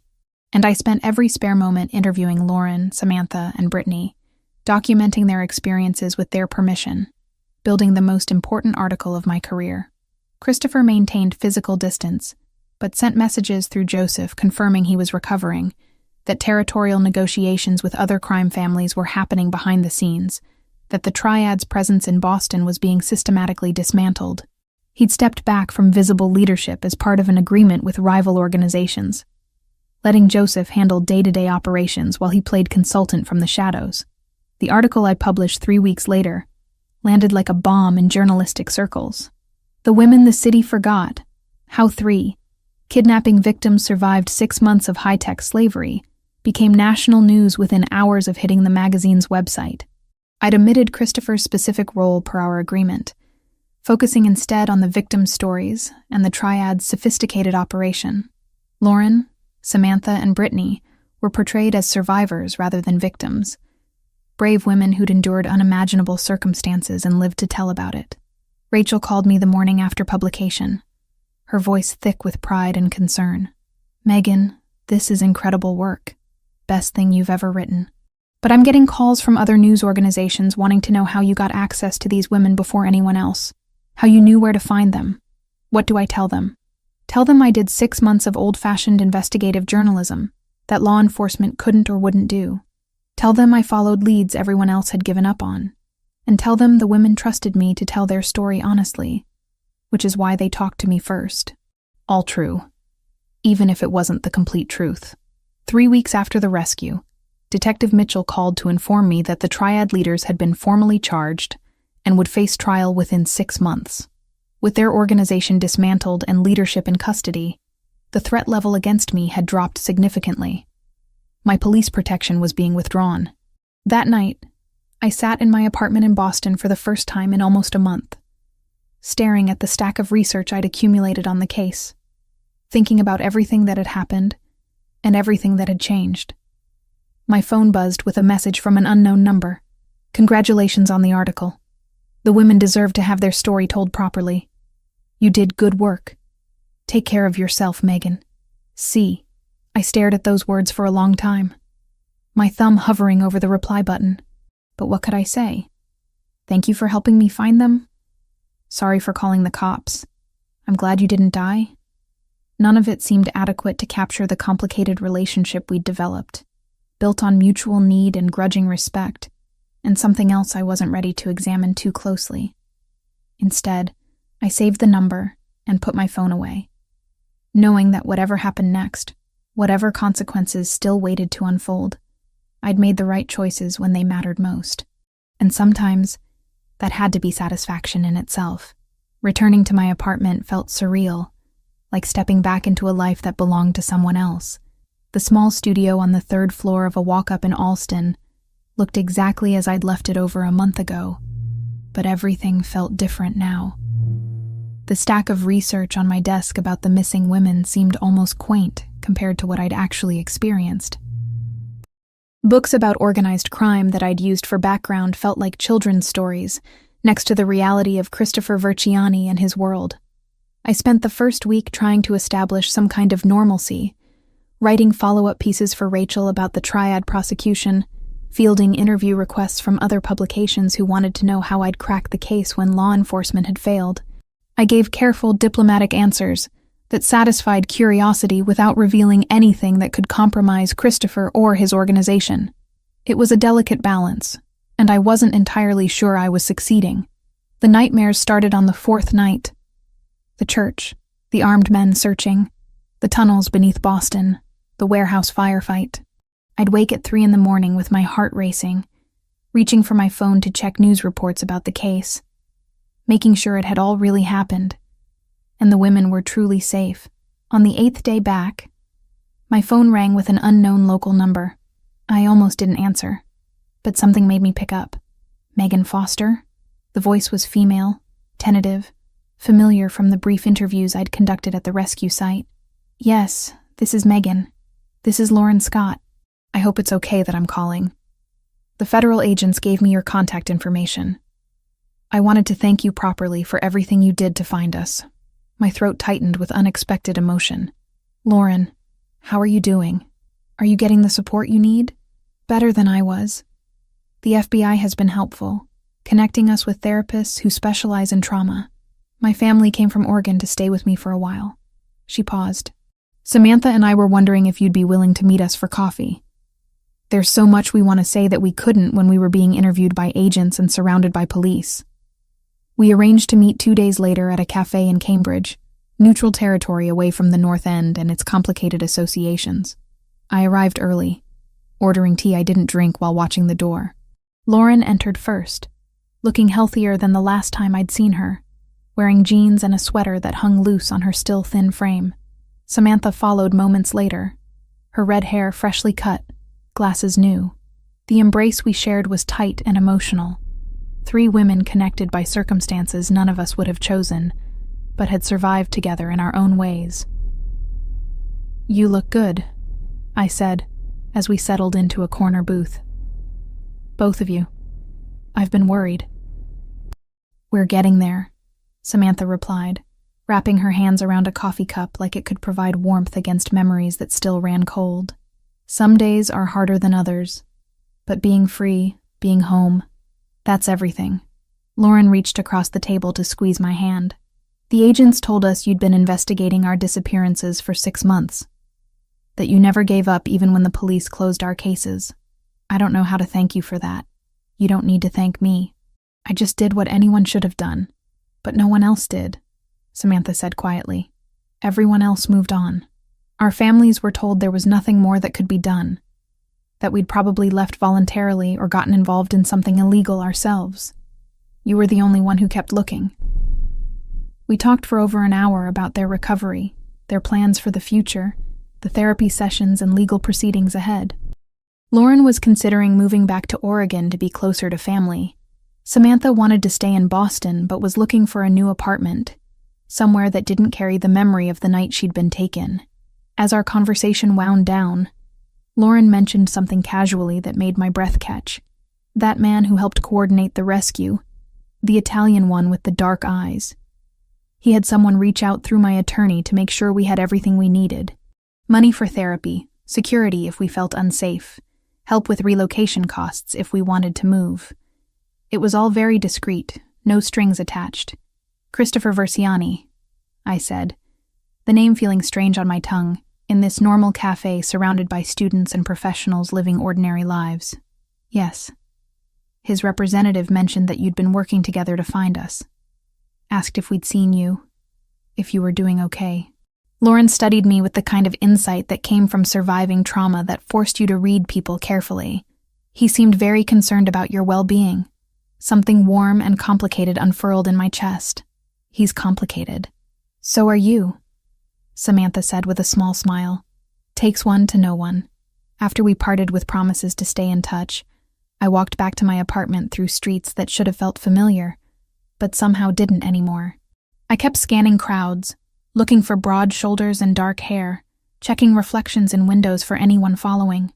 Not because I felt threatened, but because some part of me was searching for someone specific. A week after meeting Lauren and Samantha, I came home late from an interview to find a cream-colored envelope tucked under my door. No postage, no address label, just my first name written in firm, angular handwriting I recognized from the maps we'd studied together in Cape Cod. Inside was a key on a simple ring and a card with an address in Back Bay. On the back, a short message. If you want answers about what happened after, or just to talk, no pressure. See, I turned the key over in my fingers, feeling the weight of it, the implications. Christopher Verciani had given me access to his private space, trusted me with his location, offered conversation without demands. It was a gesture that felt significant beyond the simple metal and cardboard. For 2 days, I debated. The key sat on my kitchen counter, catching light from the window, impossible to ignore. I picked it up dozens of times, put it back down, argued with myself about what going to that address would mean. Finally, I called Ashley Morgan, a journalist I'd worked with on several stories over the years, someone who knew me well enough to call out my nonsense. I need advice, I said when she answered. About the Verciani story? I thought you wrapped that up. Not exactly about the story. About Christopher Verciani specifically. There was a pause. Then Ashley's voice came back more serious. Megan, please tell me you're not getting personally involved with a mafia boss. I don't know what I'm doing. That's why I'm calling. I explained about the key, the message, my hesitation. Ashley was quiet for a moment before responding. In all the years I've known you, I've never seen you hesitate about following up with a source. You once flew to Guatemala on 12 hours' notice to interview a cartel informant. You've never been afraid of dangerous people if they had information you needed. This feels different. Because it is different. This isn't about the story anymore, is it? This is personal. The truth of it hit me squarely. Yes. Then you need to decide what you want, Megan. Not what's professional or safe or smart, but what you actually want. Because whatever you decide, there will be consequences. Just make sure they're consequences you can live with. After hanging up, I stared at the key for another hour. Then I grabbed my jacket and headed out before I could change my mind. The address led me to a building in Back Bay, all brick and glass with a doorman who nodded at me like he'd been expecting my arrival. The elevator took me to the top floor, which apparently consisted of a single penthouse unit. My hands shook slightly as I used the key, hearing the lock click open. The space beyond was nothing like I'd expected. Floor-to-ceiling windows offered sweeping views of the Charles River, the water reflecting city lights in rippling patterns. The interior was modern but warm. Leather and wood and neutral colors, lived in rather than staged. Books filled built-in shelves. Real books with worn spines suggesting they'd been read. Music played softly from hidden speakers. Something classical I didn't recognize. Christopher stood by the windows, wearing jeans and a dark sweater instead of his usual suits, looking more relaxed than I'd ever seen him. His left arm was still wrapped in a discreet bandage, visible where his sleeve was pushed up to his elbow. He turned when he heard me enter, genuine surprise crossing his features. I didn't think you'd come, he said quietly. I hoped, but I didn't expect it. I needed to know if you were really okay, and if Lauren and Samantha and Brittany are truly safe, if the triad situation is actually resolved or if there's still danger. He gestured to a leather sofa, and we both sat, maintaining careful distance. I'm healing. The gunshot was clean, no permanent damage. As for the women, yes, they're safe.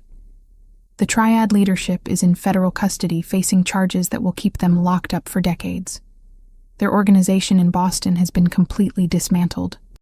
Remaining members fled back to New York and California, rather than risk staying in territory they no longer control. Lauren mentioned you've been helping them. Money for therapy, security, relocation assistance. It seemed appropriate. They suffered because of territorial disputes in my world. The least I could do was ensure their recovery wasn't hampered by financial concerns.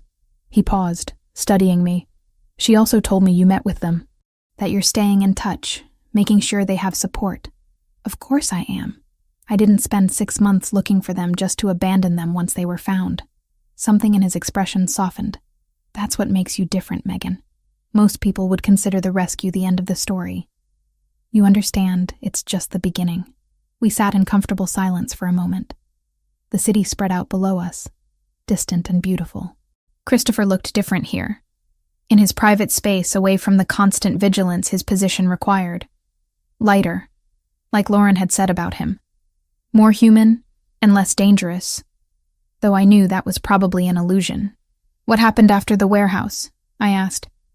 You said things changed. What does that mean exactly? He leaned back, choosing his words carefully.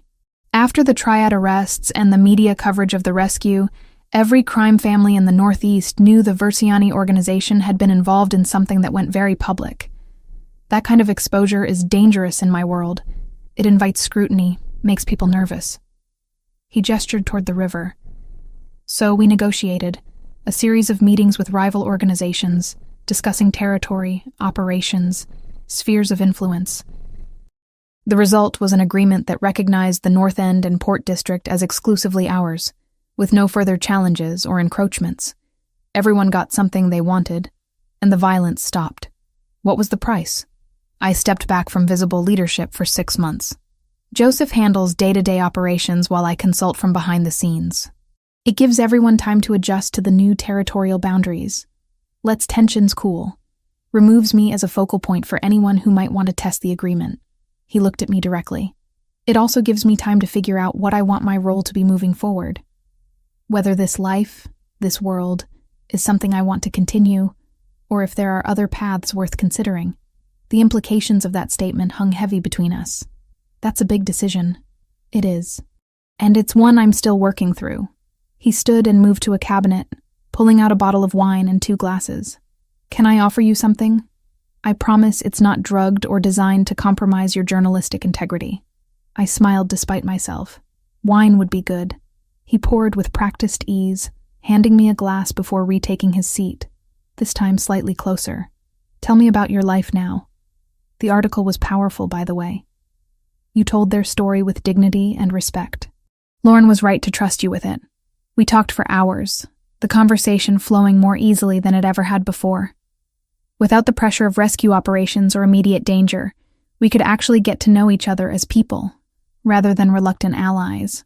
He told me about growing up in North End, about the family expectations and the weight of tradition, about the cousin who died and how it had shaped his approach to leadership. I shared stories about covering conflicts overseas, about the strange disconnection between witnessing horror and then returning to normal life, about losing both parents young and using work to fill the emptiness. Somewhere around midnight, the conversation shifted to something more immediate, more honest. Why did you really come tonight? Christopher asked, setting down his wine glass. Because I've been looking for you, I admitted. Walking through Boston, scanning crowds, checking over my shoulder, not because I was afraid, but because I was searching for someone specific. And I realized that meant something. What does it mean? That whatever happened between us during the rescue operation, it wasn't just professional necessity or temporary alliance. There's something here, something complicated and probably inadvisable, but real. He reached out slowly, giving me time to pull away, and took my hand. His palm was warm, calloused, steady. I've been thinking about you constantly since that night at the warehouse, wondering if you were safe, if you regretted calling the police, if you'd ever want to see me again after everything you'd witnessed. I don't regret it. Any of it. Even knowing what I am, what I've done. I squeezed his hand. I know exactly who you are, Christopher. The good parts and the complicated parts. And I'm still here. We stayed like that for a long moment, holding hands like teenagers on a first date despite everything we'd been through together. Finally, he pulled back slightly, his expression serious. If we do this, if we explore whatever this connection is, it can't be casual. My world doesn't allow for casual relationships. Anyone close to me becomes a target, a potential leverage point. I need you to understand that before we go any further. I understand. I also understand that I've spent 6 months chasing a story that put me in more danger than I ever anticipated.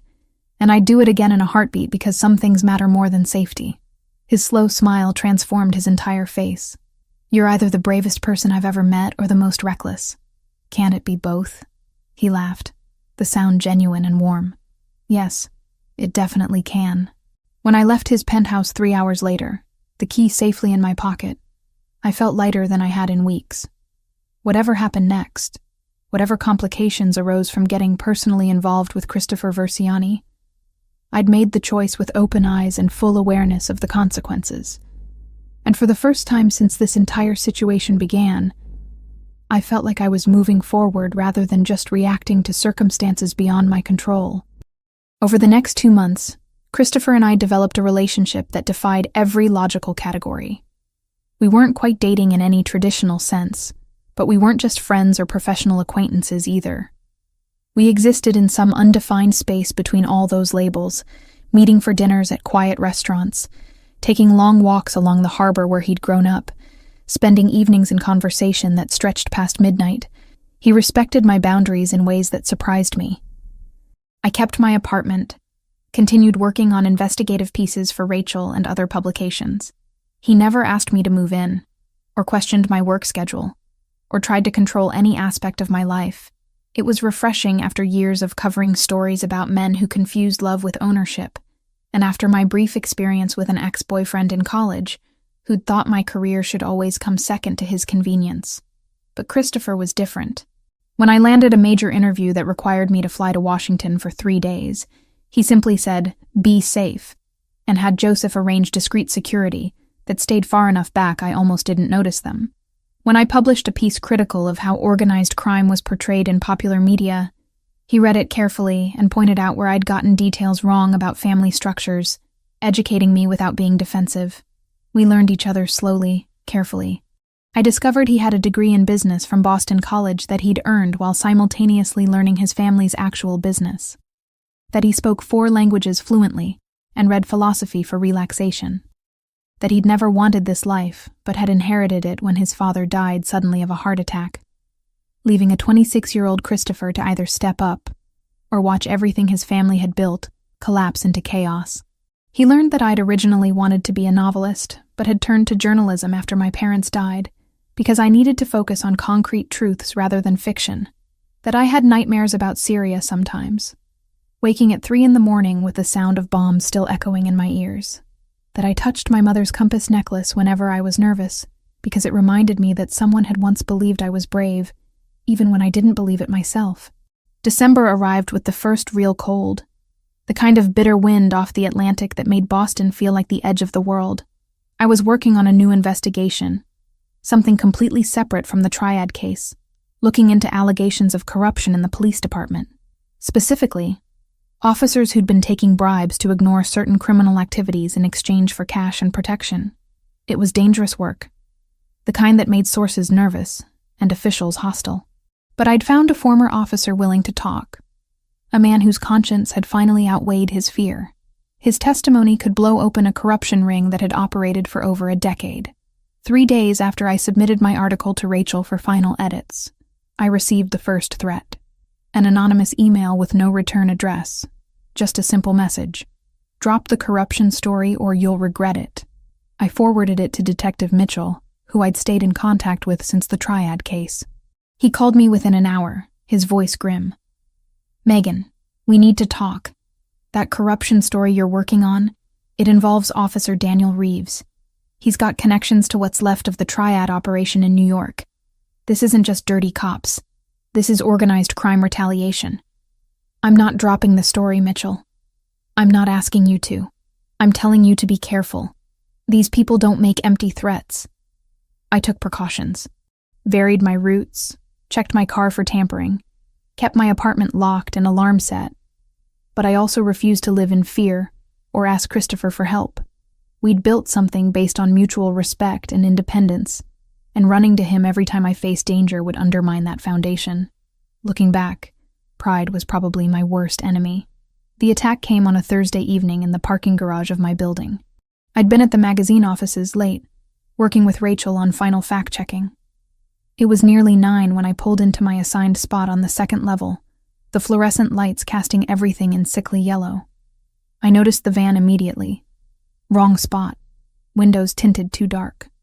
Engine running despite no driver visible inside. Every instinct I'd honed covering war zones screamed danger, and I was reaching for my phone when 2 men emerged from behind a concrete pillar. They moved fast, professionally trained, one circling to cut off my retreat while the other advanced directly. I didn't hesitate. I threw my bag at the nearest one and ran for the stairwell, keys clutched between my fingers as a makeshift weapon. I almost made it. My hand was on the door handle when something hard struck the back of my head, sending me sprawling. Pain exploded across my skull, vision blurring, as rough hands grabbed my arms and hauled me upright. "The corruption story," one of them said, his voice flat and emotionless. "You're going to call your editor right now and tell her you're killing it. Say you got the facts wrong. Say your source recanted. Say whatever you want. But that story doesn't publish." "Go to hell," I managed, tasting copper blood from where I'd bitten my tongue. The second man pulled out a knife, the blade catching the garage lights. "We can do this easy or hard. Your choice." That's when I heard the footsteps. Multiple sets, moving with the same professional silence as my attackers, but coming from the opposite direction. The 2 men froze, exchanging glances, and suddenly Christopher was there with Joseph flanking him. Christopher's expression was absolutely cold, devoid of any warmth or mercy I'd seen in our private moments. This was the crime boss, the man who'd survived decades in a world built on violence. "Gentlemen," he said quietly, his voice carrying that dangerous softness that was somehow more terrifying than shouting. "You're in my territory threatening someone under my protection. That's a fatal mistake." "Verciani," one of my attackers said, recognition and fear mixing in his tone. "We didn't know she was yours. We were just delivering a message from Reeves, and now I'm delivering one back. Tell Reeves that if he or anyone associated with him comes near Megan Foster again, I'll consider it a declaration of war. Tell him I don't lose wars." The 2 men ran, actually ran, leaving me standing there with blood dripping down my neck and my legs shaking so badly I could barely stay upright. Christopher moved to support me immediately, his touch gentle despite the violence he'd just promised. "Are you hurt?" His voice had transformed completely, concern replacing the coldness. "Just my head. I'll be fine. You're bleeding. Joseph, get the car. We're taking her to the clinic." "I don't need a clinic. I need to call Mitchell and report this attack and finish my article because I'm not letting corrupt cops and triad remnants intimidate me into silence." Christopher actually smiled, though it didn't quite reach his eyes. "That's exactly what I expected you to say. But you're going to the clinic first, getting checked for concussion, and then we're going to have a conversation about your definition of acceptable risk." The private clinic was the same one he'd used after the warehouse, discreet and efficient. The doctor confirmed a mild concussion, cleaned the cut on my scalp, and prescribed rest and observation for 24 hours. Christopher drove me back to my apartment in silence, his jaw tight with emotions he wasn't expressing. Inside my small studio, he methodically checked every window and lock while I sat on my couch pressing an ice pack to my head. Finally, he sat beside me, his hands showing split knuckles I hadn't noticed before. He'd hit someone, probably one of my attackers, hard enough to break skin. "You knew they were coming," I said, understanding dawning. "You had people watching me." "Of course I did." "You're investigating corruption connected to the triad. You think I wouldn't keep eyes on you after everything that happened? Without telling me? Without asking permission? Would you have accepted protection if I'd asked?" I wanted to be angry about the invasion of privacy, but honesty won out. "No. I would have said I could handle it myself, and tonight proved how well that worked." His voice was sharp, frustration breaking through his usual control. "You were 10 seconds away from having your throat cut in a parking garage, Megan. 10 seconds. If we'd been any later. But you weren't. You were there." I set down the ice pack and turned to face him fully. "Christopher, I appreciate that you're trying to protect me, but I can't live my life with bodyguards and surveillance just because I'm involved with you. That's not who I am." "Then who are you?" "Because from where I'm sitting, you're someone who takes insane risks without backup, who walks into danger like it's nothing, who refuses help even when her life depends on it. I'm someone who does the work that matters regardless of the cost. The same as you." That stopped him. He stared at me for a long moment, then laughed without humor. "You're right.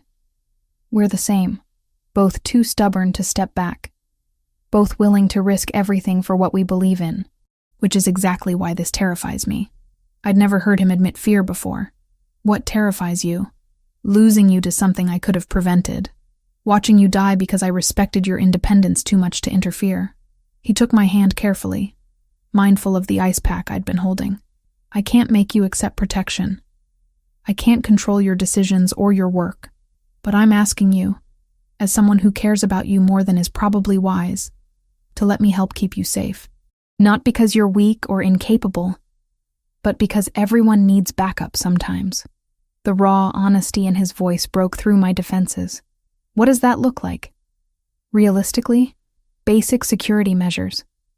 You tell me when you're working on dangerous stories. I provide discreet surveillance that doesn't interfere with your work. You accept a panic button that connects directly to my people. And in exchange, I promise never to use those resources to monitor you personally or interfere with your independence unless your life is in immediate danger." It was a reasonable compromise, more reasonable than I'd expected. And if I trigger the panic button unnecessarily, then I get there fast and apologize for the interruption. He squeezed my hand gently. "Megan, I'm not trying to cage you. I'm trying to keep you alive so we can continue having these arguments for years to come." I studied his face, seeing the genuine fear beneath the careful control. This was what vulnerability looked like for Christopher Versiani. Not tears or dramatic declarations, but quiet admission that he couldn't bear to lose me. "Okay," I said finally. "I'll accept basic security. But Christopher, you have to trust that I know how to do my job. I've survived war zones and hostile governments and criminal organizations. I'm not reckless. I'm careful. There's a difference. I know there is. And I'm sorry for implying otherwise." He pulled me closer, careful of my injured head, and I let myself lean against him. "For what it's worth, I'd never want you to be anyone other than exactly who you are, even when who you are gives me heart attacks on a regular basis." I smiled, despite the throbbing pain in my skull. "Same goes for you." I knew what I was getting into when I agreed to explore this relationship. I'm not going to suddenly demand you become someone safe and predictable. "Good, because I'm not sure I know how to be either of those things." We sat like that for a long time, holding each other in my small apartment while the city hummed beyond my windows. Somewhere out there, corrupt cops and triad remnants were regrouping, planning their next moves. My corruption story would publish despite their threats, and there would be consequences for that courage. But for now, in this moment, I felt safer than I had in months. Not because Christopher could protect me from everything, but because we'd finally established the terms of our relationship. Partners, equals, two people choosing each other while maintaining their own identities and principles. It wasn't traditional or simple or without risks, but it was real, built on mutual respect and honest acknowledgement of who we both were, and that was worth fighting for. 3 months into the following spring, I'd managed to establish something I never thought possible. A life that felt balanced. Not perfect, not simple, but functional in ways that mattered. My studio apartment in Alston remained my official address, the place where I kept the majority of my books and research materials, where I'd retreat when work required total focus. Christopher's penthouse in Back Bay had become the place I gravitated toward when I wanted company, conversation, the quiet comfort of someone who understood my work without needing constant explanation. We never formalized the arrangement. Some nights I'd show up at his door with takeout and stay until morning. Other times I'd disappear into my own space for 3 or 4 days straight. emerging only when a story was finished, and my brain needed human interaction again. He never questioned the pattern, never demanded explanations for my absences. It was the kind of trust that takes most couples years to build, but we'd compressed those years into months of life-or-death situations that forced honesty faster than comfort ever could. The work continued to consume most of my waking hours. Rachel had promoted me to senior investigative correspondent, which came with better pay and more autonomy, but also higher expectations. I spent weeks tracking corruption in housing development schemes, months investigating labor exploitation in restaurant kitchens across the city. Each story required the same meticulous approach that had helped me find Lauren, Samantha, and Brittany, building cases from fragments of evidence that others had overlooked or chosen to ignore. Christopher's world evolved too, though his changes were less visible to anyone outside his immediate circle. He'd officially stepped back from day-to-day leadership of the Versiani organization, letting Joseph handle operations while he focused on what he called strategic development. In practice, that meant converting more of the family's holdings into legitimate businesses, investing in neighborhood improvement projects, and carefully distancing himself from anything that could draw federal attention. I watched him navigate this transition with the same calculated precision he applied to everything. Sunday dinners at Aunt Lucia's house revealed the family's mixed reactions. Some of the older generation respected the move toward legitimacy. Others worried that going soft would invite challenges from rival organizations. Christopher handled all of it with patience, explaining his vision, making compromises where he could, holding firm on points that mattered. "You're changing the family from the inside," I observed one evening after a particularly tense dinner where two of his uncles had questioned his decisions about territorial agreements. "Trying to," he corrected, pouring wine for both of us. "Change is slow. These traditions go back 3 generations.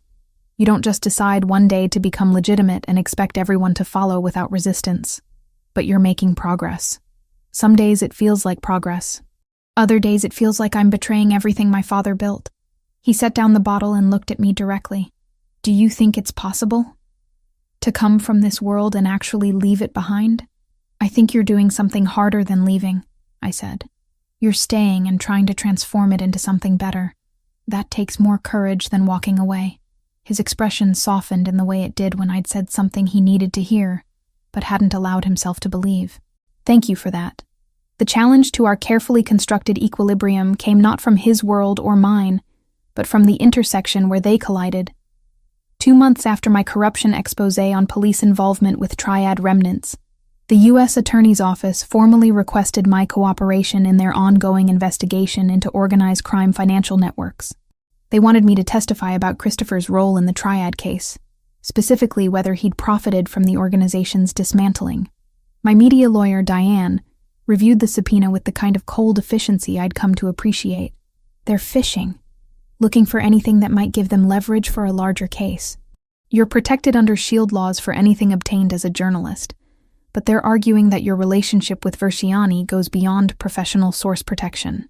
How do they even know about the relationship? I asked, though I suspected the answer. Surveillance, probably. Maybe informants within his organization. Once the government decides someone is a target, they gather information from every possible angle. She looked at me seriously. "The question is how you want to handle this. We can fight the subpoena entirely, which will be expensive and time-consuming but winnable. Or you can appear for a limited deposition with strict parameters about what you'll discuss. What do you recommend?"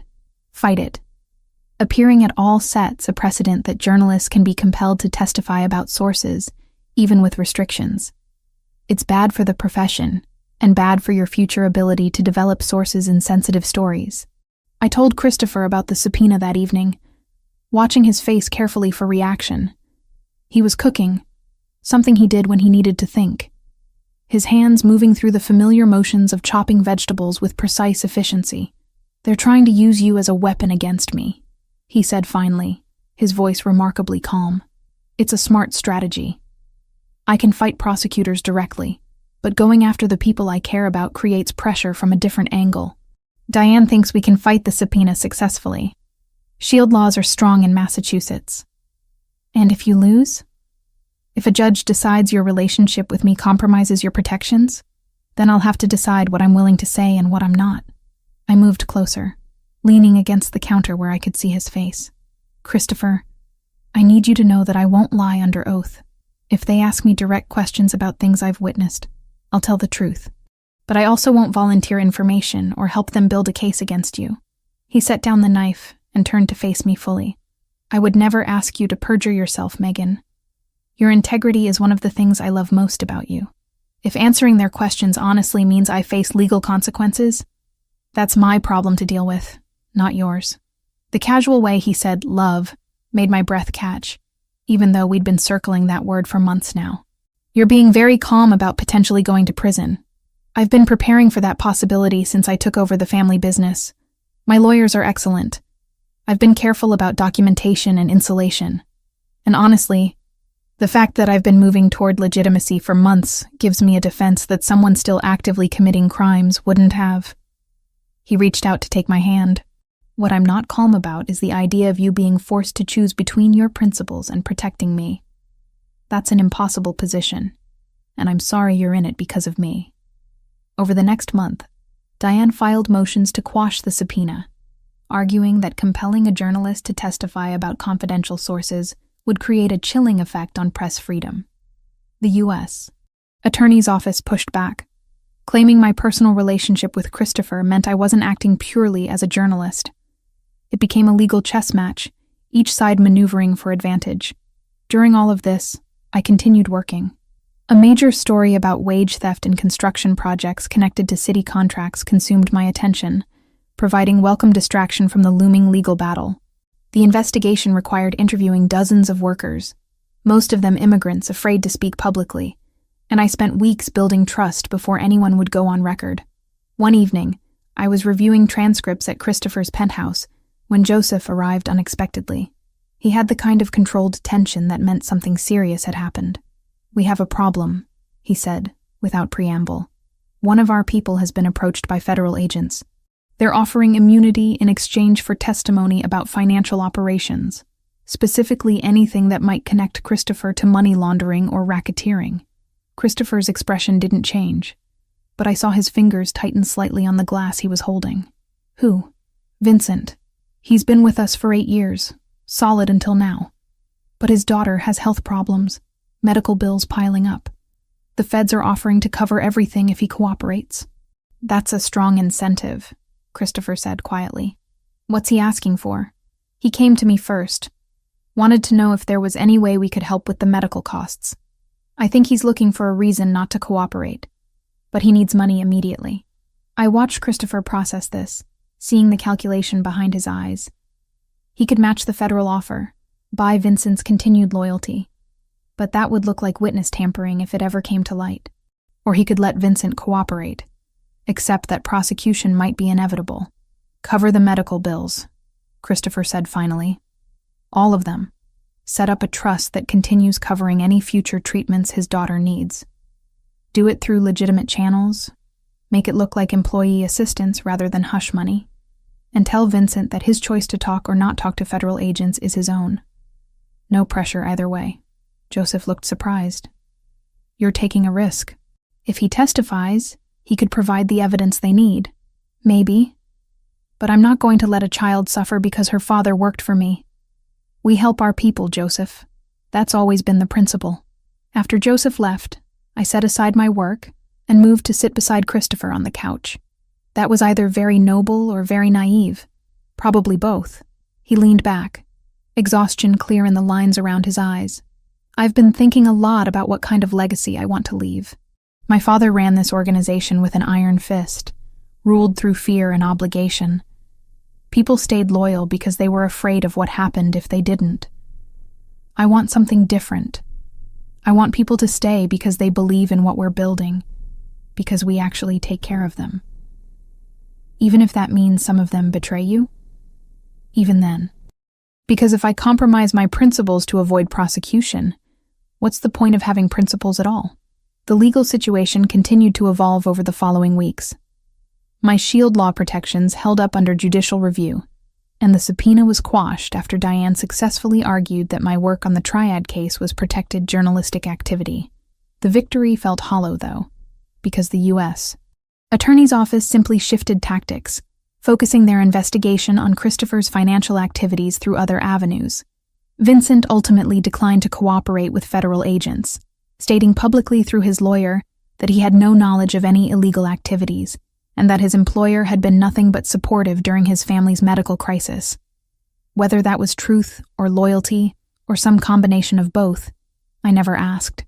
What I did notice was how the people in Christopher's orbit seemed to be watching him differently now. There was a respect that went beyond fear, a sense that maybe the organization was transforming into something that served its members, rather than just extracting loyalty from them. Lauren contacted me in early summer with news that made all the legal stress feel suddenly less important. She'd gotten engaged to someone she'd met through the support group for trafficking survivors, a man who understood trauma without needing extensive explanation. She wanted me to be at the wedding and asked if I'd be willing to give a reading during the ceremony. "You were the first person who believed we were worth saving," she said when we met for coffee to discuss details. "I want you there to celebrate that we're not just surviving anymore. We're actually building lives again." I attended the wedding on a perfect June afternoon in a small chapel outside Portland, Oregon. Samantha was there too, along with Brittany, who'd traveled from Chicago, where she'd relocated to be closer to family. We spent the reception catching up, sharing stories of recovery and resilience that didn't feel heavy because we were choosing to remember rather than being forced to relive. When I returned to Boston, I told Christopher about the wedding, about seeing the three women laughing and dancing and simply being alive in a world that had tried to destroy them. "You gave them that," he said quietly. "You refused to let them be forgotten." "We gave them that," I corrected. "I couldn't have found them without your resources and information." "Maybe. But I've been involved in a lot of operations over the years, Megan. Very few of them ended with weddings and hope." "That's all you." We were standing on his balcony, the Charles River below reflecting city lights in shimmering patterns. Summer heat had finally arrived, making the night air thick and warm, carrying sounds of traffic and distant music from bars along the waterfront. "I've been thinking about what comes next," I said, not entirely sure where the words were going until they were already out. "For us, I mean. This pattern we've been in. The separate apartments, the undefined status. It works. But it also feels temporary, like we're still deciding whether to commit." "And have you decided?" His voice was careful, neutral, giving me space to define things without pressure. "I think I decided months ago. I just wasn't ready to admit it." I turned to face him. "I want this to be permanent, Christopher. Not the logistics necessarily, but the commitment. I want to stop hedging and pretending this is casual when we both know it stopped being casual the moment we walked out of those tunnels together." He studied me for a long moment, his expression serious. "You understand what permanent means in my world? The government will always see you as potential leverage against me. Rival organizations, if any emerge, will view you as a target. Your career will constantly be scrutinized for conflicts of interest. Nothing gets easier." "I know, and I'm choosing it anyway." I moved closer, taking his hands. "We've been through enough that I'm not naive about the complications, but I'm also not willing to walk away from something real just because it's difficult." His slow smile was worth every ounce of vulnerability the admission had cost me. "I was hoping you'd say that, because I'm completely in love with you, Megan Foster. Have been for months, and I'm tired of pretending there's any version of my future that doesn't include you in it." We stood there on the balcony, as the city continued its endless motion below us, two people who'd found each other in the worst possible circumstances and somehow built something worth keeping. When we finally went back inside, it felt different, not because anything had fundamentally changed, but because we'd finally acknowledged what had been true for a long time. The next morning, Christopher had to leave early for meetings. I stayed in bed longer than usual, listening to sounds of the city waking up, thinking about how far I'd come from the woman who'd walked into Santa Maria della Vittoria 6 months ago with nothing but questions and determination. That woman had found answers, though not the ones she'd been looking for. She'd found Lauren and Samantha and Brittany, yes, but she'd also found parts of herself she hadn't known existed, capabilities and compromises and courage she'd never had to access before. And she'd found Christopher, complicated, dangerous, surprisingly principled Christopher, who'd challenged every assumption she'd held about good people and bad people and all the shades of gray in between. My phone buzzed with a text from Rachel. New lead on the housing corruption story. Source wants to meet. You available? I smiled and typed back. Always. Send me the details. Because that was the truth of it. I was building a life with Christopher, but I was also still completely myself. The journalist who chased stories that mattered.